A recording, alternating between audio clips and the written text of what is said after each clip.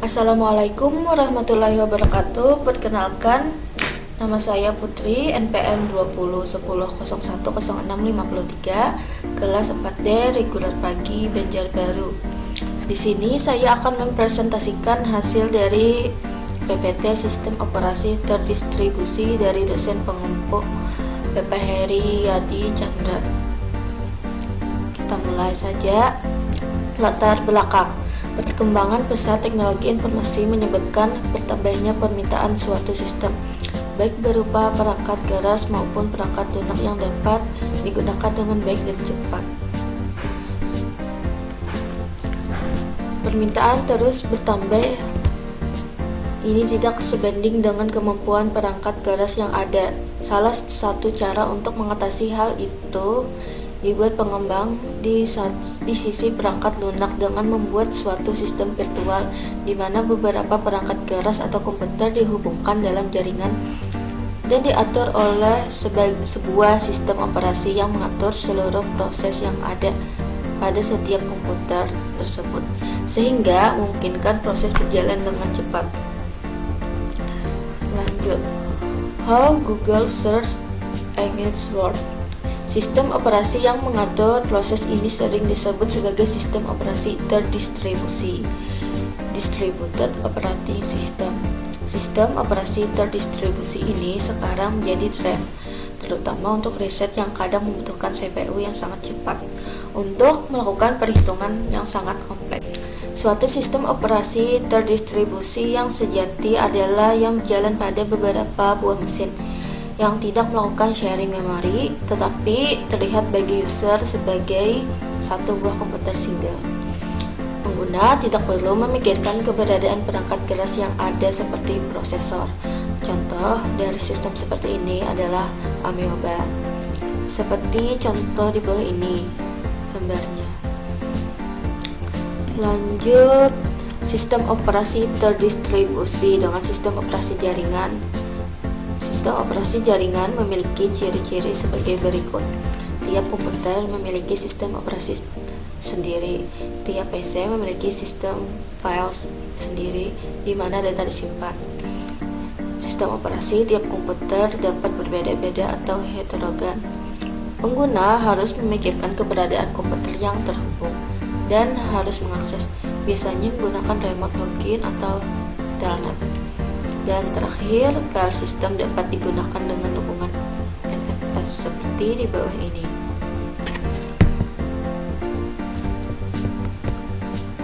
Lalu, sistem operasi atau disingkat SO adalah sekumpulan software yang mengatur sumber daya di hardware komputer dan memberikan layanan bagi program komputer.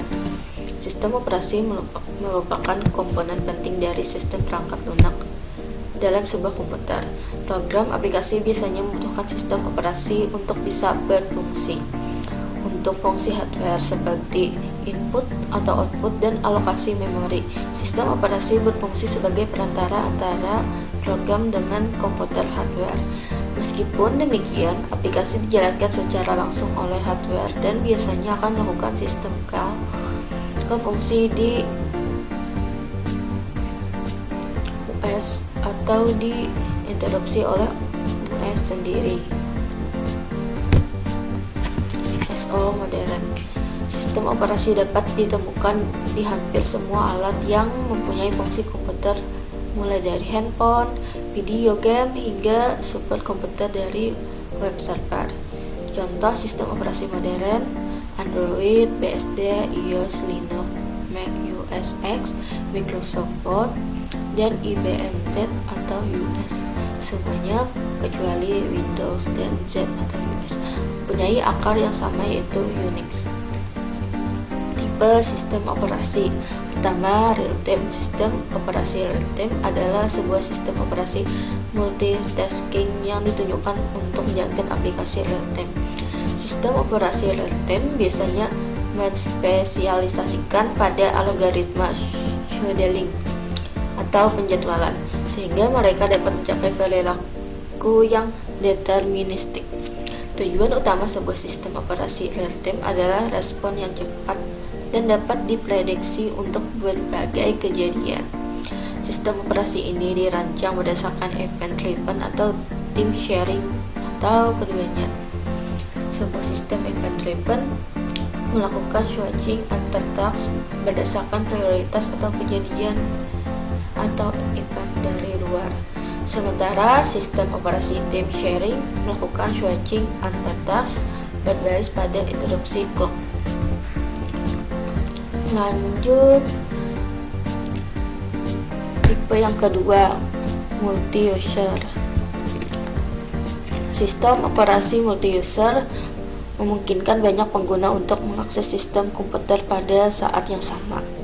Sistem team sharing dan server di internet dapat dikategorikan sebagai sistem multi-user karena mereka memungkinkan banyak pengguna untuk mengakses komputer dengan cara berbagai waktu atau sharing time. Sistem operasi single user hanya satu pengguna tapi dapat menjalankan multi-triple program pada saat yang sama.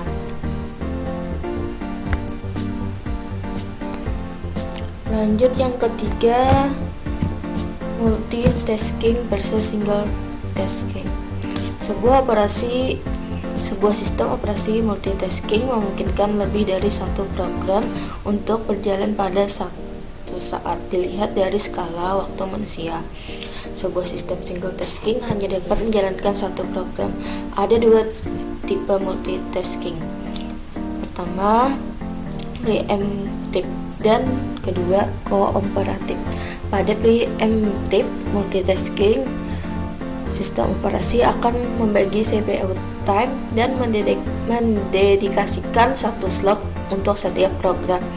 Di sistem operasi Unix-like seperti Solaris dan Linux biasanya mendukung preemptive multitasking, seperti juga Amiga US. Komparatif multitasking dapat dicapai dengan cara saling mengandalkan satu sama lain untuk memberikan waktu atau slot time ke proses yang lain dengan aturan yang baku. Yang keempat, sistem terdistribusi. Sebuah sistem operasi terdistribusi mengatur sebuah kelompok dari komputer yang independen dan membuat mereka tampak seperti satu buah komputer. Dengan perkembangan jaringan komputer, memungkinkan sambungan dan komunikasi satu sama lain untuk membangun distributed computing. Komputasi terdistribusi dilakukan oleh lebih dari satu mesin. Jika komputer dalam satu grup bekerja sama, maka mereka akan membangun sebuah distributed system atau sistem terdistribusi. Yang kelima, sistem embedded. Sistem operasi embedded dirancang untuk digunakan di sistem komputer embedded. Sistem operasi embedded dioperasikan di mesin kecil seperti PDA personal digital assistant atau smartphone. Sistem operasi ini dapat beroperasi dengan sumber daya yang sangat terbatas. Sistem operasi ini dirancang agar sangat kecil dan sangat efisien. Contoh dari sistem embedded ini adalah OpenWRT. Sistem operasi terdistribusi adalah salah satu implementasi dari sistem terdistribusi di mana sekumpulan komputer dan prosesor yang heterogen terhubung dalam satu jaringan. Koleksi-koleksi dari objek-objek ini secara tertutup bekerja secara bersama-sama untuk melakukan suatu tugas atau pekerjaan tertentu. Tujuan utamanya adalah untuk memberikan hasil secara lebih, terutama dalam file system, namespace, waktu pengolahan, keamanan, dan akses ke seluruh resource seperti prosesor, memori, penyimpanan sekunder, dan perangkat keras. Sistem operasi terdistribusi. Sistem operasi terdistribusi bertindak sebagai sebuah infrastruktur atau rangka dasar untuk network transparent resource management. Infrastruktur mengatur low-level resources atau seperti prosesor, memori, network interface, dan peripheral device yang lain untuk menyediakan sebuah platform untuk pembentukan atau penyusunan higher level resources atau seperti spreadsheet, electronic mail message, dan Windows. Manfaat sistem operasi terdistribusi. Walaupun perangkat sekarang sudah memiliki kemampuan yang cepat dalam proses-proses komputasi atau misal dalam mengakses data, tetapi penggunaan masih saja menginginkan sistem berjalan dengan lebih cepat. Apabila hardware terbatas, kecepatan yang diinginkan user dapat diatasi dengan menggabungkan perangkat yang ada dengan sistem di OS. Manfaat komputasi. Salah satu keunggulan sistem operasi terdistribusi adalah bahwa komputasi berjalan dalam keadaan paralel. Proses komputasi ini dipecah dalam banyak titik yang mungkin berupa komputer pribadi, prosesor sendiri, dan kemungkinan perangkat prosesor yang lain. Sistem operasi terdistribusi ini bekerja baik dalam memecah komputasi ini dan baik pula dalam mengambil kembali hasil komputasi dari titik-titik cluster untuk ditampilkan hasilnya. Lanjut, reliabilitas. Fitur unik yang dimiliki oleh DOS adalah reliabilitas berdasarkan desain dan implementasi dari desain sistem. Maka hilangnya satu node atau akan berdampak terhadap integritas sistem. Hal ini berbeda dengan PC. Apabila ada salah satu hardware yang mengalami kerusakan, maka sistem akan berjalan tidak seimbang. Bahkan sistem bisa dapat berjalan atau tidak berjalan atau mati. Komunikasi. Sistem operasi terdistribusi berjalan dalam jaringan dan biasanya melakukan koneksi jaringan. Sistem ini umumnya digunakan user untuk proses networking. User dapat saling bertukar data atau saling berkomunikasi antar titik baik secara LAN maupun WAN. DOS versus NOS. Suatu sistem operasi terdistribusi yang sejatinya adalah yang berjalan pada beberapa buah mesin yang tidak melakukan sharing memori tetapi terlihat bagi user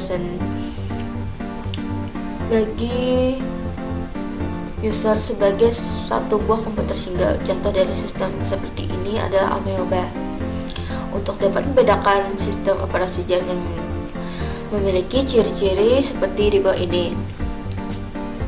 Setiap komputer memiliki sistem operasi tersendiri. Setiap personal komputer memiliki sistem file di mana data-data disimpan. Sistem operasi tiap komputer dapat berbeda-beda atau heterogen. Pengguna harus memikirkan keberadaan komputer lain yang terhubung dan harus mengakses, biasanya menggunakan remote login atau telnet. Dan terakhir, file system dapat digunakan dengan dukungan NFS system. Contoh dari sistem ini adalah Unix dan Linux server. Contoh skema NOS seperti ini. Lalu komunikasi kelompok. Dalam sistem tersebar, komunikasi dapat melibatkan banyak proses sekaligus, tidak hanya dua. Misalnya sekelompok file server memberi layanan file dan menyediakan kemampuan fault tolerance. Pada sistem fault tolerance, klien mengirim pesan ke semua server untuk menjamin dilayani oleh satu server. Contoh aplikasi sistem operasi terdistribusi seperti ini. Lanjut, contoh sistem operasi terdistribusi Amoeba atau Parent University. Amoeba adalah sistem berbasis mikrokernel yang tangguh yang menjadikan banyak workstation personal menjadi satu sistem terdistribusi secara transparan. Seperti di bawah ini gambar Amoeba. Sistem Amoeba ini tumbuh dari bawah hingga akhirnya tumbuh menjadi sistem operasi terdistribusi.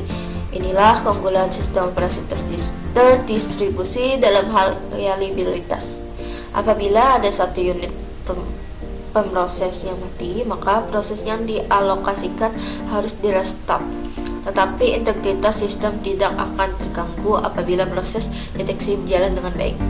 Desain sistem ini memungkinkan untuk 10-100 prosesor. Spesifikasi perangkat keras yang harus disediakan pada tiap cluster minimalnya adalah file server 6 16 MB RAM, 300 MB HD, Ethernet card, workstation, 8 MB RAM, monitor, keyboard, mouse, dan full processor 4 MB RAM, 3,5 floppy disk. Komponen Amoeba. Workstation atau komputer personal mengeksekusi proses yang memerlukan interaksi dari user seperti text editor atau manajer berbasis Windows. Server khusus memiliki fungsi untuk melakukan tugas yang spesifik.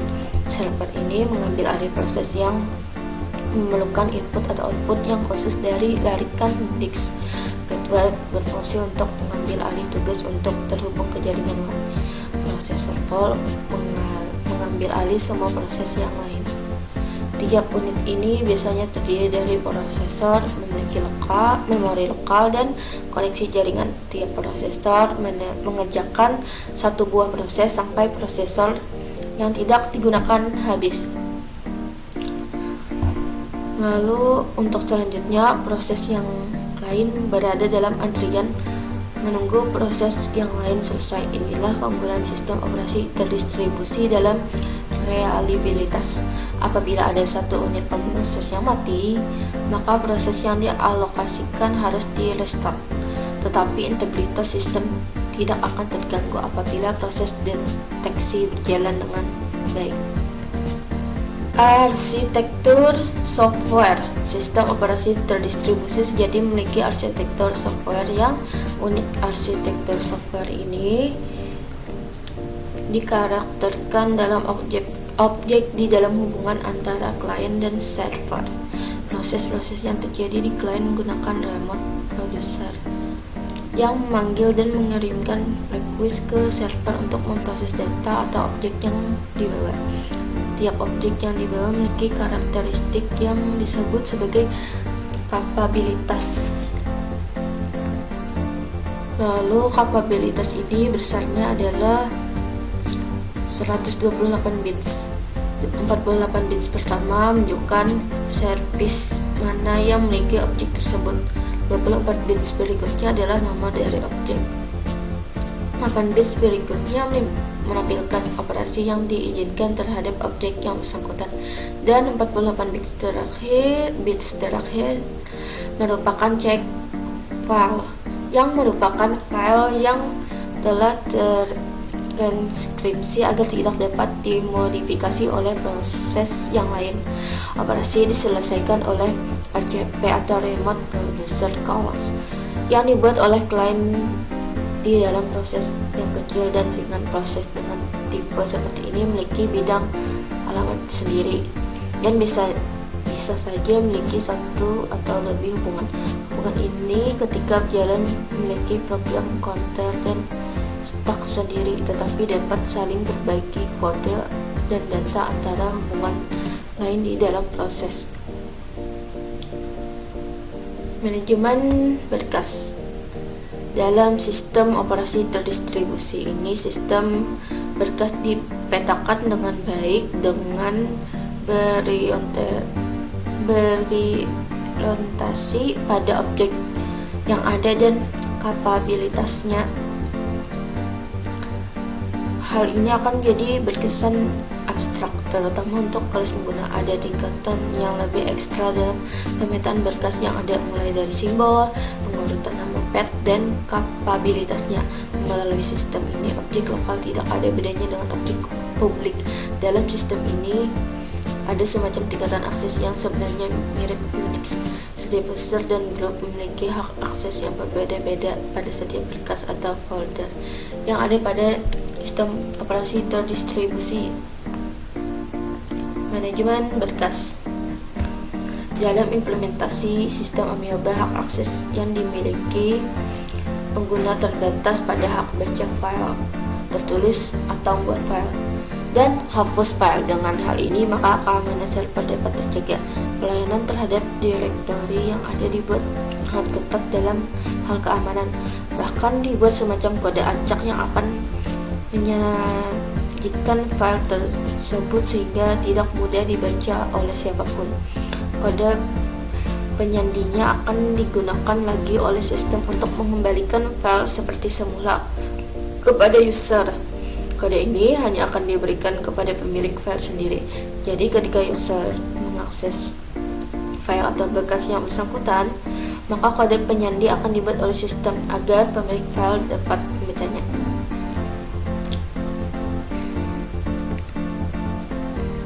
Manajemen proses dalam sistem operasi terdistribusi yang sejati, tiap proses berada pada alamat segmen-segmen virtual.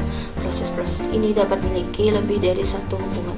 Kaitan-kaitan ini dialokasikan ke prosesor sampai semua prosesor habis digunakan. Hasil dari manajemen proses seperti ini menghasilkan utilisasi yang lebih baik, di mana tidak perlu switch apabila harus ada proses yang berat karena proses dialokasikan ke satu prosesor. Proses memiliki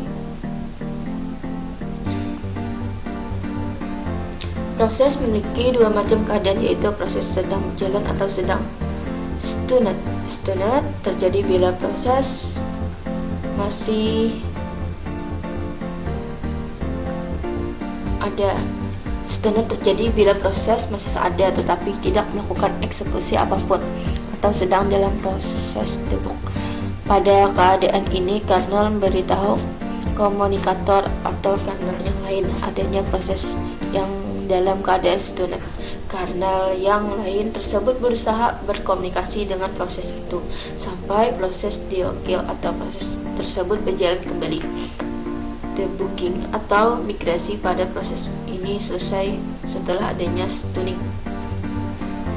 Kelemahan sistem operasi terdistribusi.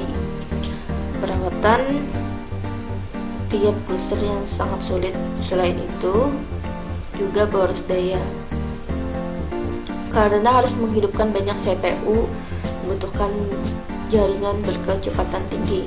Kelemahan tersebut sebenarnya tidak seberapa jika dibandingkan dengan hasilnya. Misalnya saja search engine paling ramai seperti Google yang menggunakan teknologi ini, karena hardware yang paling canggih saat ini masih belum mencukupi untuk menangani jutaan request ke server Google tiap detiknya, sehingga mereka harus membuat sistem paralel yang mampu melayani keperluan tersebut. Selain itu, dalam dunia research juga diperlukan sistem ini, terutama untuk melakukan perhitungan-perhitungan yang tentu saja sangat rumit dan membutuhkan pemroses yang hebat dan cepat supaya dapat segera dicari hasilnya. Sekian dari saya. Apabila ada salah, mohon dimaafkan. Wassalamualaikum warahmatullahi wabarakatuh.